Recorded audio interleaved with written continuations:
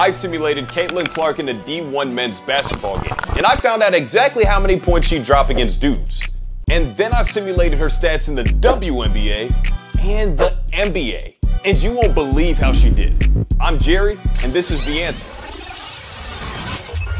Now don't fly out of your chair just yet with the "she can't play with the big dogs" comments, alright? Just chill, relax. It's a hypothetical situation. So sit back, shut up, and let's see what ChatGPT has in store for us. Now go ahead and simulate Caitlin Clark's collegiate career if she played D1 men's basketball, my AI friend. Turns out Caitlin's size and stature could pose a problem with the guys. On the court, men are typically stronger, taller, and more athletic than their female counterparts. So physically, our girl would possibly get cooked by the bigger guards around the country. But ChatGPT did say that skill-wise, she'd be able to keep up. She has elite court vision, could have the ball on the straight, and could obviously shoot the piss out of the basketball. She might not be able to blow by defenders with her quickness on the men's level, but she's so highly skilled that she'd probably find a way to be effective. She'd just have to adapt to the men's game to figure out all that stuff as a scorer and a playmaker. When I asked ChatGPT how many points she'd average, best case scenario was around 10 to 15, assuming the physicality and speed of the game would be easy for her to get used to, especially if she's the focal point of the offense. When I asked it about how many assists and rebounds she'd average, ChatGPT estimated 4 to 6 dimes with 3 to 4 boards. Definitely a fall from grace compared to her 31 points, 7.6 boards, and 8.9 assists, but not really bad considering that she's at a physical disadvantage. Her men's college numbers would actually be similar to Kyrie Irving's, John Wall's, and Derrick Rose's. And all those guys happen to be #1 overall picks in their respective draft classes, by the way. And given the individual and team success that she found in the women's game, she could go on to earn All-Conference, Player of the Year, and other honors depending on how she adapted to the game.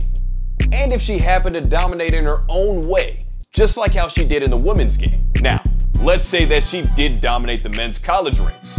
Does that mean that she'd get drafted to the NBA? Remember, it's super competitive to be a lottery pick. But assuming that she did make it, for the sake of this video, what would her averages look like? When I asked ChatGPT, her best case scenario stat line could be 5 to 8 points, 2 to 4 assists, and 2 rebounds per game on 40 to 45% shooting from the field and 35 to 40% from three-point range in about 10 to 20 minutes per game. It's giving real role player-esque, isn't it? Enough of the manly hypotheticals with one of the women's greatest college basketball players. Let's talk about something a little more realistic, shall we? I asked ChatGPT to predict her stat line her rookie season with the Indiana Fever. There will be a slight adjustment period going to the pro game. Diana Taurasi already told Caitlin that on national TV. Still, ChatGPT predicts that she'd average 12 to 16 points per game, 4 to 6 assists per game, and 3 to 5 rebounds per game. Let's say that she'd max out each stat in her first season with the Fever.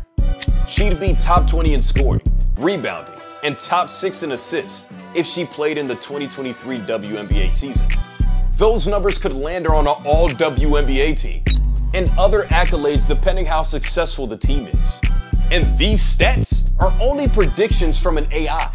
She could very well adjust quicker than anybody even expects. Caitlin Clark is one of the greatest basketball players in today's game regardless of the gender. And what she did for the women's game was so monumental that arbitrary conversations like these actually exist. You saw what ChatGPT thinks though. But do you have better answers to give to these questions? Well, let me know.